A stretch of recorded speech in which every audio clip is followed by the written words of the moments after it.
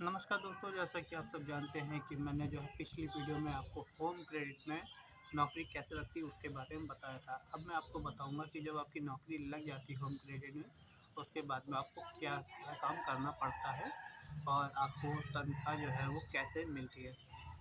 तो सबसे पहले तो ये काम है कि जब आपका इंटरव्यू हो जाता है और आप उसमें पास हो जाते हैं, आपकी ज्वाइनिंग हो जाती है, तो आपको जो है एक आपका यूज़र आईडी और पासवर्ड आपको मिलता है। लेकिन इसके लिए जो है आपको जो है कम से कम 1 हफ़्ते की ट्रेनिंग लेनी पड़ती है। ये ट्रेनिंग जो है आपकी होम टेक के ऑफ़िस के ट्रेनिंग रूम में भी हो सकती है और फील्ड में भी हो सकती है, दोनों जगह हो सकती है।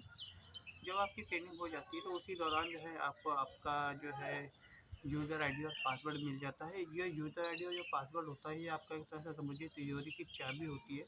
जब आपके पास में ये रहता है तो आप किसी को भी जो पैसा फाइनेंस करते हैं यानी उधार देते हैं, मोबाइल, टीवी, फ्रिज ऐसी कुछ भी फाइनेंस करते हैं, तो इसी के ज़रिए से जो है अपनी यूज़र आईडी और पासवर्ड के ज़रिए से ही आप उनको प्रोवाइड कर सकते हैं फाइनेंस की सुविधा। जब आपको ये मिल जाता है उसके बाद में क्या करना होता है कि आपको कम से कम जो है 5 फाइलें 1 महीने में करना ही करना होता है। ये होम क्रेडिट की पॉलिसी है, जिसमें जो है आपको फाइलें करने के बाद में आपकी ये जो सैलरी है वो जस्टिफाई होती है और आपके बैंक खाते में आपको मिलती है। जब मैंने फाइनेंस में जो है इंटरव्यू दिया था और मेरा जो है वो जॉइनिंग हुआ था, तो उसमें मुझे 5 दिन की ट्रेनिंग मिली थी और मुझे जो है 5 फाइलें करने के लिए बोला गया था। तो मैंने 5 फाइलें जो है वो करी थी। उसमें मुझे 3,000 रुपए का एडिशनल जो मेरा सैलरी है उसके अलावा मुझे मिला था।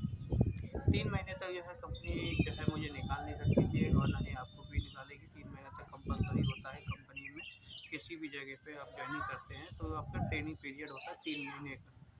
3 महीने बाद जब आपकी जो है ट्रेनिंग कंप्लीट हो जाती है, कंपनी का जो पॉलिसी होती है वो आपकी पूरी हो जाती है और कंपनी फिर आपको जो है एक टारगेट देना चालू करती है कि इतनी फाइलें आपको पास होनी चाहिए, कि 40 से 50, 35 फाइल जो भी है कंपनी एक्सेप्ट करती है। उसके आधार पर जब आप उसकी फाइलें हो जाती है तो आप कंटिन्यू करते रहते हैं।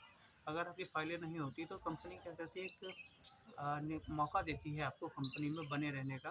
तो उसके लिए एक पीआईपी नाम की एक पॉलिसी होती है, उसमें आपको जो है डाल दिया जाता है और आपको टाइमिंग दी जाती है कि इतने 30 दिन के अंदर में आपको 20, 25, 30 जो भी आपका टारगेट है उतनी फाइल हो जानी चाहिए। तो आप जो है कंटिन्यू कर सकते हैं। अगर उतनी फाइलें नहीं होती हैं तो आपको जो है कंपनी से निकाल दिया जाता है। अब आपकी जो है मान लीजिए कि कंपनी में उन्होंने बताया पीआईपी में इतना आप फाइलें कर दीजिए, या फिर आपकी पीआईपी नहीं आई और आपने जो टारगेट होता है उससे ज़्यादा अचीव कर लिया, तो भी आप कंपनी बने रहते हैं और जितना टारगेट है उतना कर लेते हैं, तब भी आप कंपनी में बने रहते हैं। जो भी आप फाइल करते हैं उसके फाइलों के आधार पे आपको जो है इंसेंटिव मिलता है। हर इंसेंट फाइल का जो है हर आपके फाइल पे क्या क्रॉस सेल लगाया है, आपने उस फाइल में कंपनी की जो भी पॉलिसी है क्या क्या फॉलो किया है उसके आधार पे आपको जो है इंसेंटिव मिलता है। मैंने भी जो है जब होम क्रेडिट में मेरी पीआईपी आई थी तो मुझे 45 फाइलें करनी थी। मैंने 45 फाइलें जो है 30 दिन के अंदर में कर लिया था। मुझे पर फाइल के हिसाब से तो पैसा मिला ही मिला, साथ में मेरी जो है सैलरी थी वो भी मुझे मिली और मेरी जॉब भी सुरक्षित रही थी।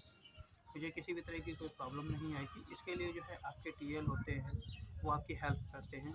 आपको एक अच्छी दुकान जैसे जहाँ पे सेल होती है, वहाँ पे आपको भेज दिया जाता है कि आप वहाँ पे जाइए, करिए। आपके जो है ट्रेनर होते हैं, आपके साथ में जो लोग होते हैं वो सब आपकी फाइलें करवाने में मदद करते हैं। मेरे साथ भी ऐसा ही बिल्कुल सेम हुआ था कि मुझे भी मदद मिली थी फाइलें करने पे। उसके बाद जो है मेरी जॉब फिक्स हो गई। अब 3 महीने जब मेरी पीआईपी या जो आती है, तो पीआईपी एक बार पास करने के बाद में 3 महीने तक आपको जो है कंपनी दोबारा पीआईपी नहीं दे सकती है। 3 महीने तक आपको कंटिन्यू करना है। अगर आप छोड़ना चाहें तो छोड़ भी सकते हैं, नहीं छोड़ना चाहें तो कंटिन्यू कर सकते हैं।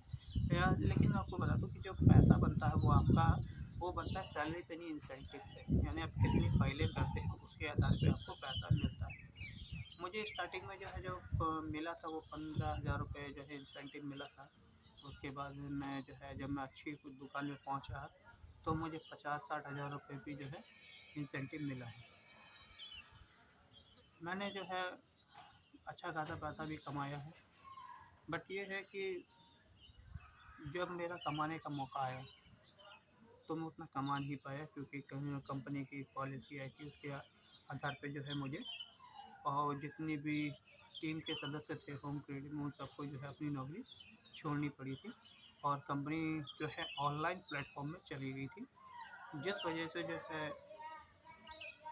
अब मैं होम क्रेडिट में जो है जॉब नहीं करता हूँ। लेकिन होम क्रेडिट से जुड़े हुए जितने भी एक्सपीरियंस हैं वो सब मैं आप लोगों को अपनी आने वाली वीडियोस में आपको शेयर करता रहूँगा और बताता रहूँगा कि आपको क्या क्या बेनिफिट जो है जब जॉब करते हैं तो क्या मिलते हैं और मुझे क्या क्या बेनिफिट मिले, वो सारी डिटेल मैं आपको बताता रहूँगा। एक डिटेल और मैं आपको बताना चाहूँगा कि जो है कंपनी जब भी कोई फाइनेंस करती है तो कुछ डॉक्यूमेंट की रिक्वायरमेंट होती है। वो डॉक्यूमेंट जैसे कि पैन कार्ड, आधार कार्ड हो गया, बैंक की स्टेटमेंट हो गई, एटीएम कार्ड हो गया, आधार से रजिस्टर्ड मोबाइल नंबर हो गया और क्रेडिट कार्ड हो गया, उसमें की जो डिटेल होती हैं और जो अदर कंपनी के जैसे कॉम्पिटिटर कंपनियों के कस्टमर होते हैं उनका ईएमआई कार्ड हो गया, ये सब चीज़ें लगाते हैं तो कंपनी जो है अप्रूवल रेट भी अच्छा देती है। और साथ ही साथ में जो है पैन कार्ड और आधार कार्ड तो मैंडेटरी ही है, वो तो आपको लगाना ही लगाना है। आप ऐसा ही कर देते तो है आपकी जो ईसीएस बाउंस होता है कस्टमर का, उसका जो है कस्टमर का बाउंस नहीं होगा, पैसा एक्स्ट्रा नहीं जाएगा, टाइमली ईएमआई जाएंगी और किसी भी तरह का जो है उसको ईएमआई पे करने में दिक्कत नहीं होगी, ना ही फ़ाइन पड़ेगा और ना ही कंपनी आपके ऊपर जो है किसी तरह का ईएमआई पे करवाने के लिए ज़ोर डालेगी।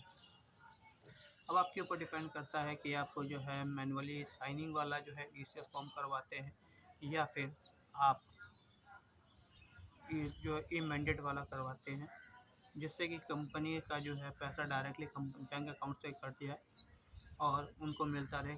कस्टमर का भी इससे बेनिफिट होता है, आपका ही बेनिफिट होता है। आपको फॉलोअप लेने की ज़रूरत नहीं पड़ती है, कंपनी वाले आपको फ़ोन करके कस्टमर के घर पे जाने के लिए नहीं बोलते हैं कि आप जाइए ईएमआई वसूल के लाइए, आपने फाइनेंस किया था, क्या देखा था, क्यों फाइनेंस किया, इस तरह के क्वेश्चन आपसे नहीं करेगी। और अगर आप लोग जो है मैनुअली ईसीएस फॉर्म फिल करवाते हैं और सिग्नेचर अगर आपका मिस मैच हो जाता है कस्टमर के, क्योंकि कुछ कस्टमर ऐसे होते हैं जिनको यही नहीं पता होता है कि जो उन्होंने बैंक में साइन किए हैं वो साइन कौन से हैं, हिंदी में है, इंग्लिश में है, अंगूठे में है, कैसा साइन किया है उनको पता ही नहीं होता है। और ख़ासकर जो है जितनी हाउस वाइफ होती हैं उन सबको जो है ये थोड़ी सी प्रॉब्लम आती ही आती है, तो इस पे आपको थोड़ा सा ध्यान देना है। जब आप इन चीज़ों को फॉलो कर लेंगे और आप जो है कंपनी के जितनी भी पॉलिसी है उसके अकॉर्डिंग काम करते हैं तो आप अच्छा खासा पैसा कमाएंगे। ऐसा नहीं है कि कंपनी में नुकसान है, कंपनी बहुत पैसा देती है, इतना पैसा देती है कि कोई भी अदर कंपनी, चाहे वो बजाज हो, एचडीबी हो, एचडीएफसी हो, आईडीएफसी हो और टीवीएस हो, जितनी भी कंपनियां हैं वो आपको इन्फॉर्म क्रेडिट जैसा इंसेंटिव तो दे ही नहीं सकती, किसी भी हालत में लिख के ले लीजिएगा। ये एक छोटी सी इन्फॉर्मेशन थी आपके लिए होम क्रेडिट में जॉब करने ज्वाइनिंग होने के बाद में आपको जो है पैसे के बारे में बताने के लिए। तो अभी आपका जो है यहाँ पे ट्रेनिंग भी कैसे होती है ये मैंने बताया, पीआईपी होती है वो मैंने आपको बताया, आपको इंसेंटिव कितना मिलता है वो भी मैंने आपको बताया और साथ ही साथ में जो है आपको क्या क्या काम करना होता है वो भी चीज़ें मैंने आपको इस वीडियो में बताई है। अब आगे मैं बताऊंगा अगली वीडियो में कि जो है फाइनेंस जब आप करते हैं तो क्या क्या तरीके से आप फाइनेंस कर सकते हैं। अगर ये वीडियो आपको अच्छी लगी तो प्लीज़ लाइक शेयर सब्सक्राइब करना ना भूलिएगा और जुड़े रहिएगा हमारे साथ में। आज के लिए बस इतना ही, धन्यवाद।